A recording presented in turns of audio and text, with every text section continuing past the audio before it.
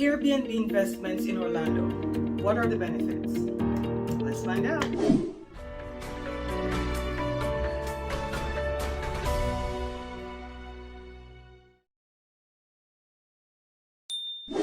So I just did a video on Airbnb investments in Orlando. What are the risks? So now I'm going to do a video on Airbnb investments in Orlando. What are the benefits? Why would I want to put my money in a property in Orlando for Airbnb? Hi guys, my name is Sills. I'm a licensed realtor here in the Central Florida area. I own and manage Airbnb properties. I'm very familiar in the Airbnb space, and today I'm going to do a video on the benefits of doing it in my area, right? Obviously. I'm a licensed realtor, so I meet a lot of investors who are looking to invest in Orlando. I get asked a lot of questions on this, and so I said, let me do a video on some of the things on Airbnb so people may have a clear vision on what they're getting themselves involved in and how to choose a team, right? So we do different videos on different things, various topics regarding Airbnb, and we get a lot of calls on this.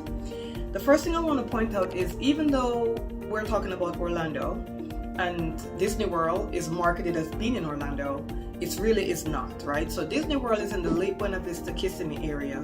Orlando is where we have our international airport, and so if you're coming to Disney World, you'd be flying into the Orlando airport, right? That would be the nearest airport to Disney World. It's about 20 minutes away from Disney.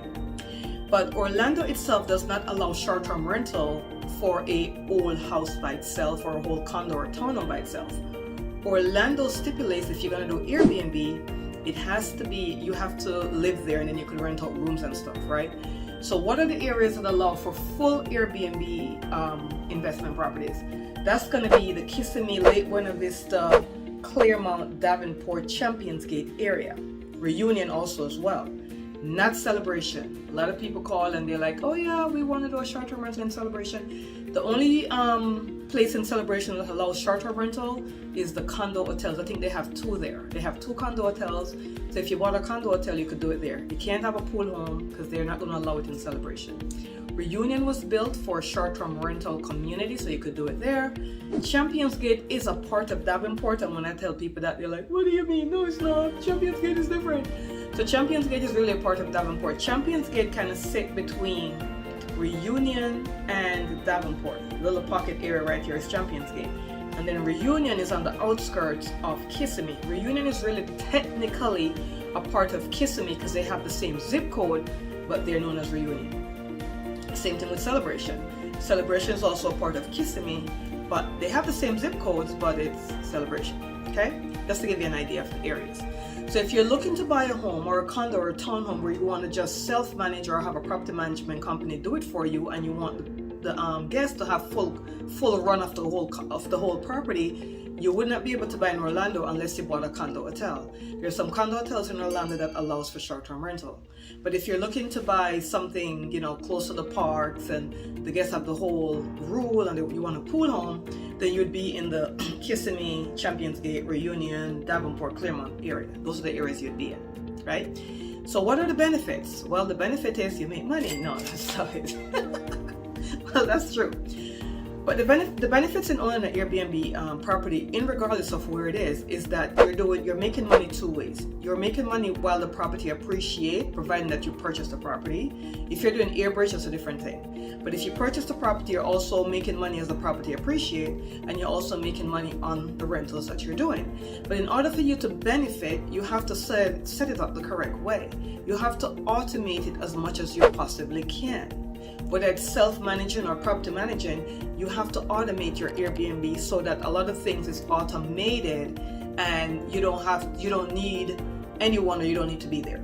So let's say you're in New York and you're running an Airbnb in Orlando. You want it to be as automated as possible. Even if you're going to hire a property management crew, you still want to automate it because you want to see what's going on with your property. So having cameras outside is one of the things that you would need to do, right? Having a smart lock, having a smart thermostat, having a sensor on all your exterior doors, so when they're open for more than 5 minutes, the AC shuts itself off, right? Those are some of the stuff that you want to automate because you could automatically see what's going on. Also, if you have a pool, you want to automate that as well, so you're able to control the pool from an app on your phone. You're able to turn on the pool heat, turn off the pool heat, you know how long a time the pool is running for. So those are some of the benefits of the Airbnb, because you could automate a lot of the stuff you weren't able to do before.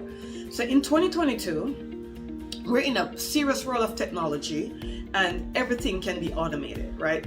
You could even automate that when the guests put their code in the front door, the alarm will automatically shut itself off, so you don't have to worry about the alarms going off. There's also a software called Noiseware. That software will tell you the level of noise that's in your home or in your Airbnb property. So if the guest is blasting music, Noiseware is going to alert you that, hey, there's a party going on over here, and then you decide what noise level is, makes sense. So a lot of these things can be automated for you to have a successful business. What are the benefits? The benefits is, if run correctly, Airbnb can give you passive income. It could also be a full-time job where you say, I'm going to manage my own Airbnb, I don't want nobody touching it. So you're going to be self-employed, right? So give you self-employment, right? Also, you get to meet guests from all over the world. And the thing is, there's also different pricing software that you could use to price your Airbnb to the time of year it is or to the date it is. So maybe the price today is $300 per night, but tomorrow it's really $325. So these pricing softwares can go out and it regulates the demand of the area and give you the pricing you want. All you have to do is put your base price, that I am not renting for less than this amount per night. Put your base price and your ice price. So the ice price is what's the ice you would want for this property. And once you put your base price, let's say the base price is at $300 per night and the maximum price is at $700 per night, right? It was going to fluctuate in between that. You might never get to 700, but you might get to 500 for Christmas or something, right? So these are some of the benefits. Also, understanding the seasonality of the market is going to be very important. What's the ice season? What's the low season? What seasons are dead? I'll give you this. In Central Florida, our slowest months are going to be September and October. Those are just the two slowest months. As a result of that, in Orlando, they have different things going on for those 2 months to encourage people to come. For one thing, Disney, as their international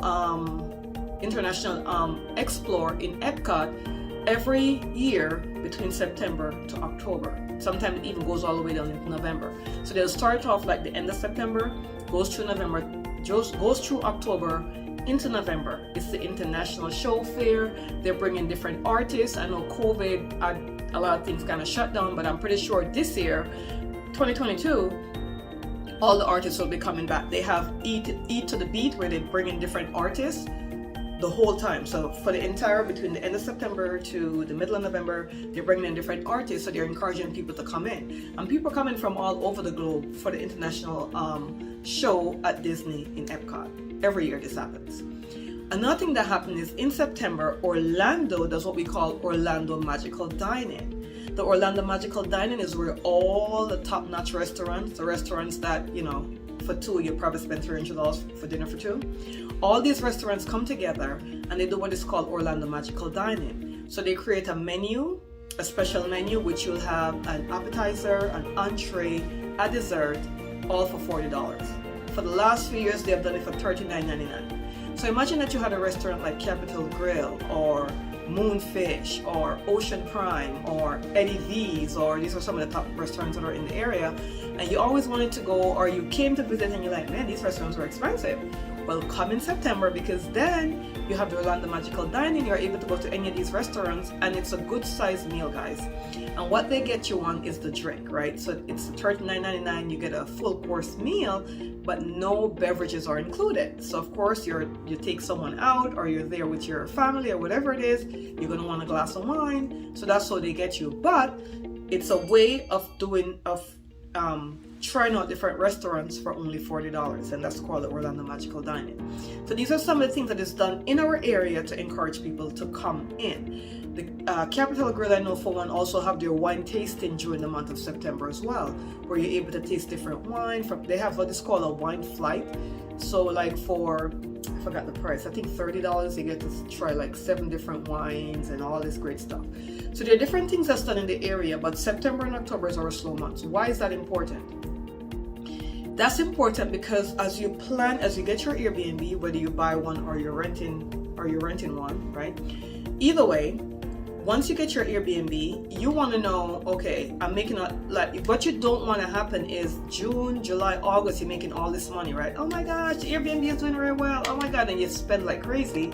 And then here comes September and there's no booking. And then you're like, oh, this was a bad mistake. I should have never done this. This sucks, right? So understanding your seasonality makes a lot of sense, because then you'll already know, okay, September, October is going to be slow.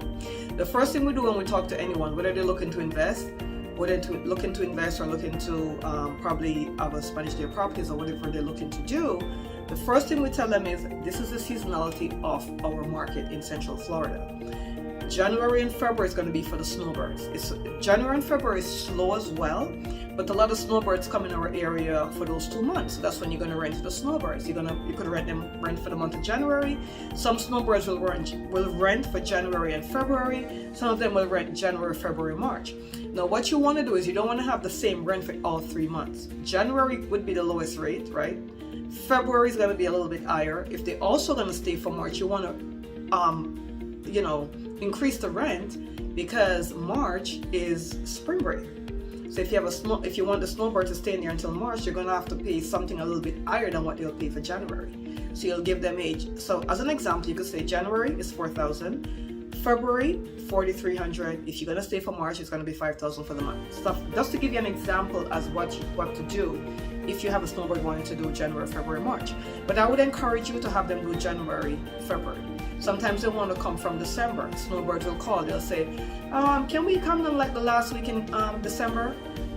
But you don't want to do that, because that's the most busiest week, most money you'll make for the entire year. It's going to be between Christmas and New Year's, right? Christmas Day to New Year's Day. Those days you do not want to have a snowbird in your property unless you're willing to pay a premium for that time. Right, because that's going to be your busiest. Like, remember how I used the story of between 300 to 700? Well, that's going to be the week that you might get 700 a night for. You don't want a snowbird, and they're not going to want to pay for that, right?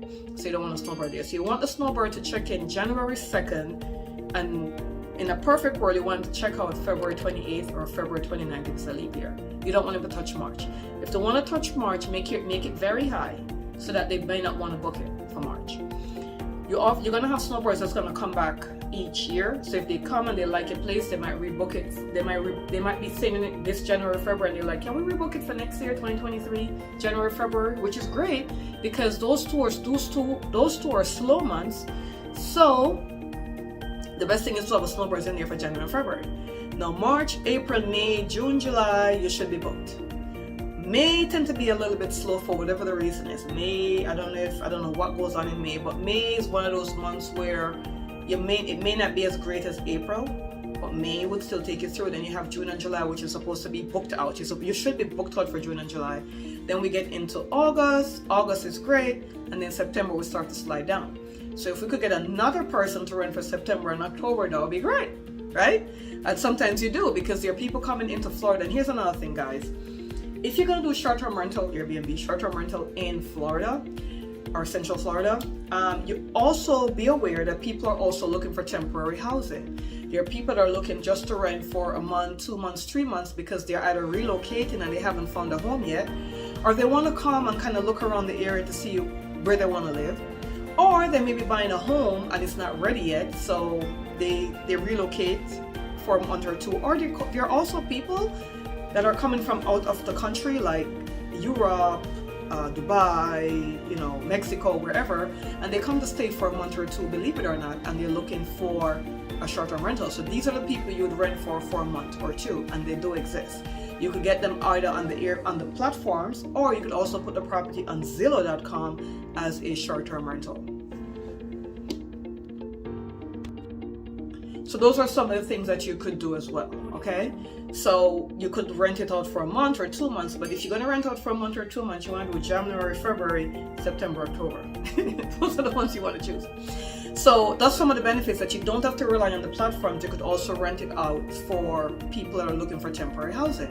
Or if you don't want, like, the idea of turnovers and all that great stuff, you could just say, you know what, I'm going to have a short-term rental property and I'm going to rent it to people that are looking to stay for 30 days or more. So your minimum rental flexible period would be 30 days. You could also do it on the Airbnb platforms as well, where you say, you know what, I don't want to have the weekly people, the daily people, all that stuff. I just want to have people that are looking to stay for 30 days or more.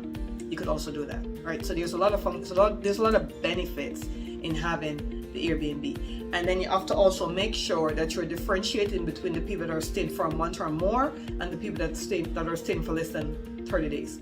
The people that are staying for less than 30 days are going to be taxable. The ones that are staying for 30 days or more will not be, because they become long term.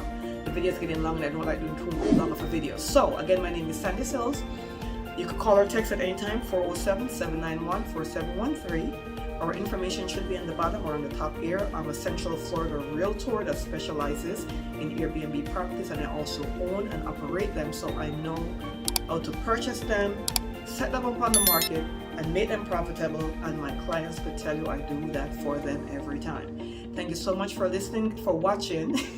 Thank you. I don't know what's going on with me this morning. Thank you so much for watching, and I'll see you on the next video.